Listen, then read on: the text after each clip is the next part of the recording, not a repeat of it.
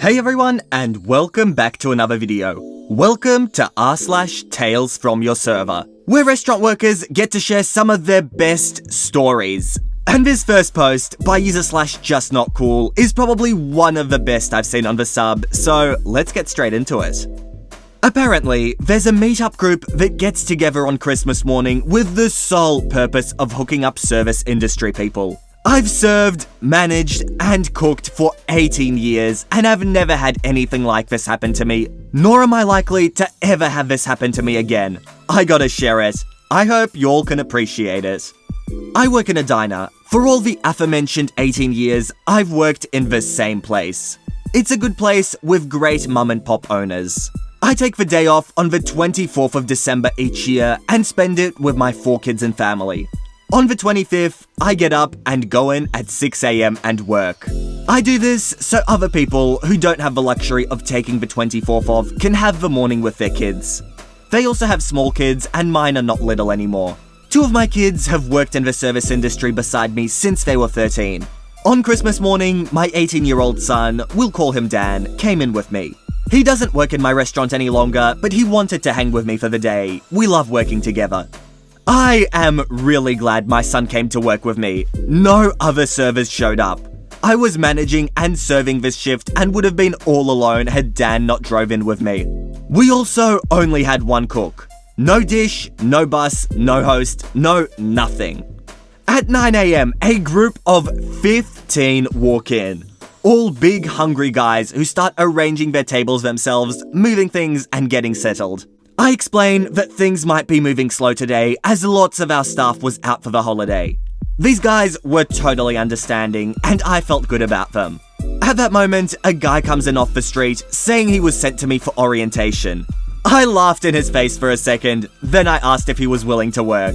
He eagerly said yes, and he puts on an apron and hit the dish pit. Who trains on Christmas?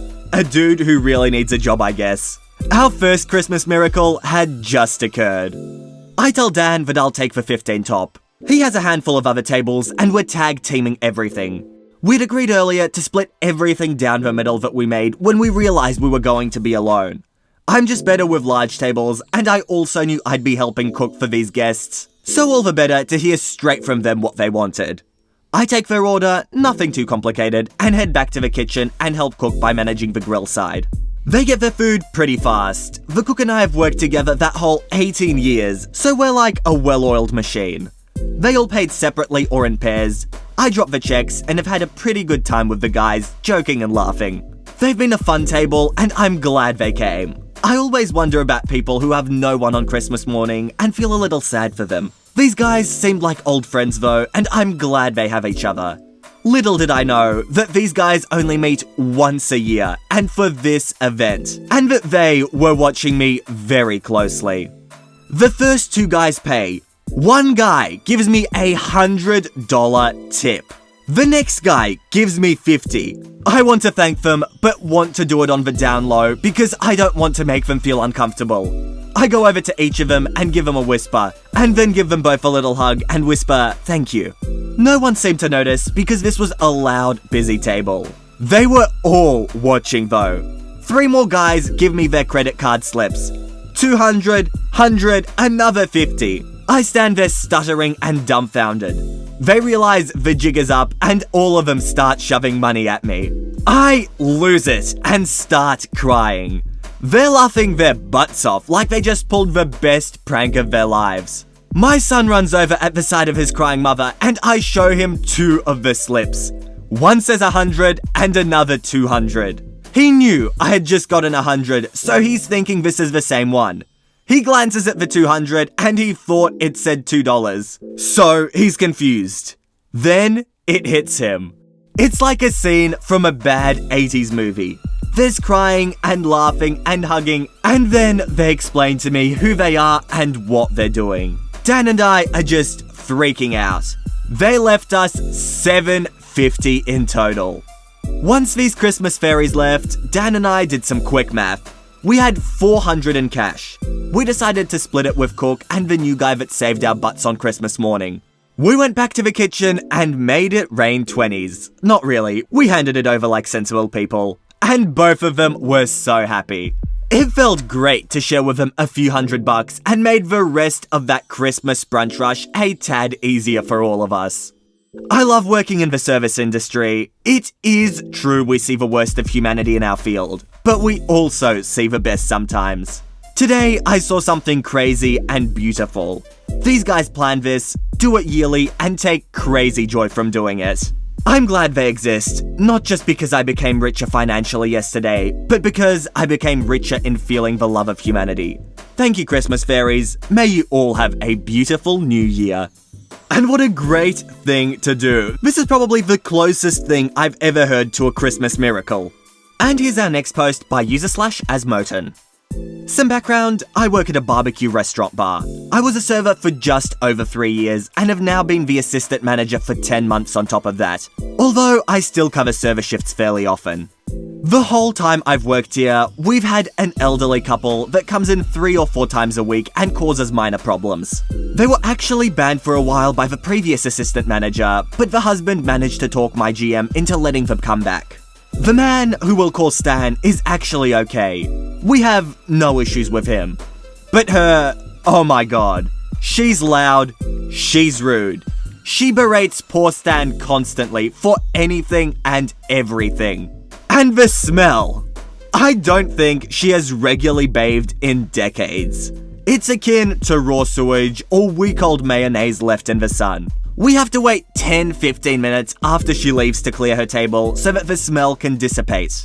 Her hair is matted and gross. She will only allow one of our servers to take her table, and when that server isn't there, the manager on duty has to serve her or she throws a fit. And she apparently refuses to wear a bra. So, consequently, her chest sags past her navel. She looks like she should be down by the train tracks, shouting gibberish and throwing cats at people. These details have led us to coin several nicknames for her that seem mean-spirited but are well-deserved, like Old Stinky and LT. She is an all-around disgusting person. Even her son has told her so. Stan says his son won't come around anymore because of her.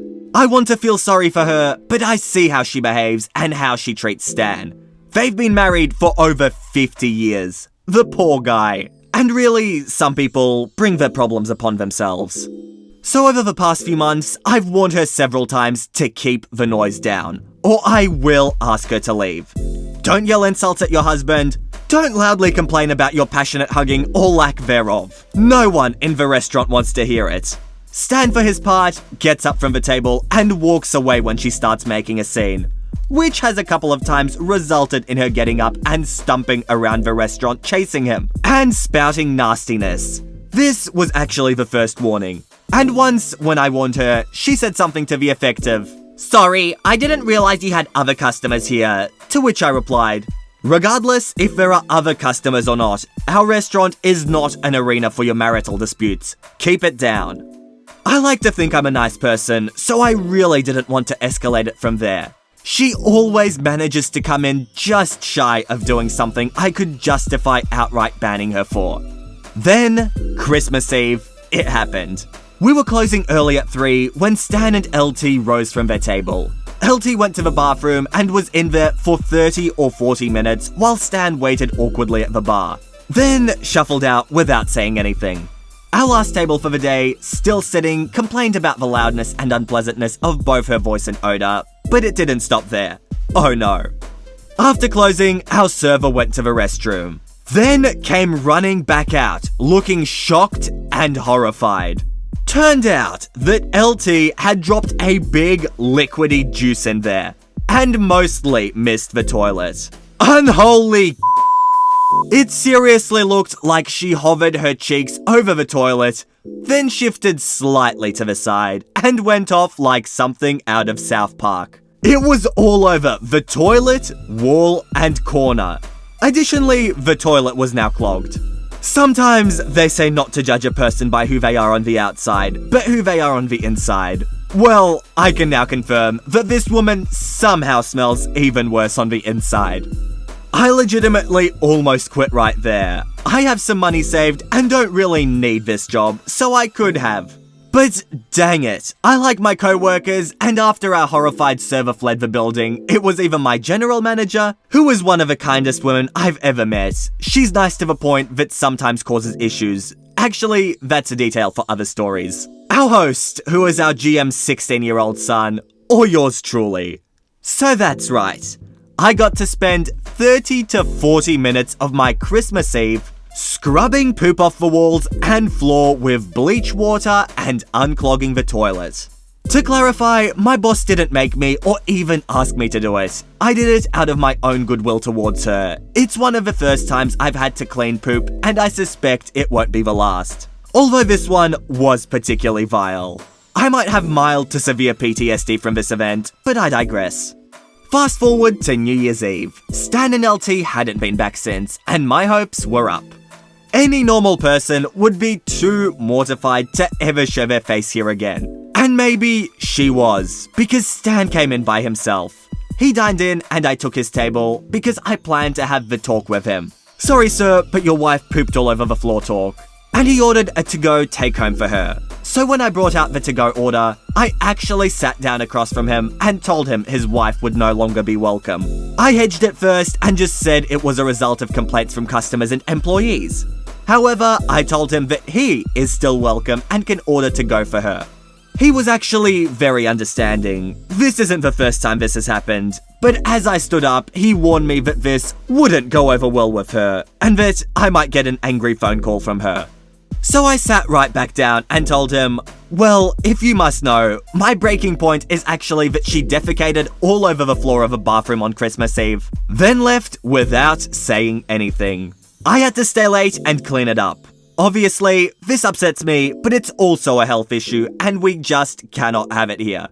His response: damn it, I've been telling her she needs to wear diapers. He then paid, left, and funnily enough, gave me the largest tip he ever has, $4 instead of $2. And now I get to enjoy my time in 2020 LT3. So this year's off to a great start. And OP, I hope you never have to deal with that woman ever again, because that sounds like a real nasty experience. And here's our next post by user/Project Zero. When I was a waitress, if a middle-aged woman was ever rude to me, they almost always were, I'd happily offer them the senior discount, 65 and above only. It felt so good to see their eyes bulge out of their sockets and their mouths drop open in shock. And then a comment by Sweet Nessa. I've had rude senior women get annoyed at me for assuming they would need the senior discount, so I apologize, all embarrassed for assuming. And then they're like, but yes, I'll take the discount. Like, come on, you gotta get all this stuff straight. You're either a senior or not. Nothing embarrassing about being old, and you might as well take advantage of the perks. And here's our next post by user/Basket Space Case. Very busy day.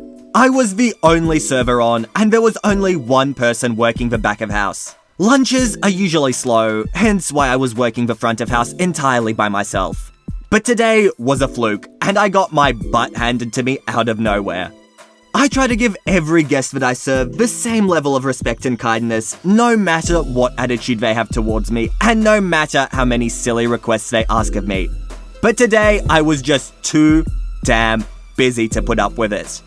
So today, I had 14 tables walk in almost simultaneously.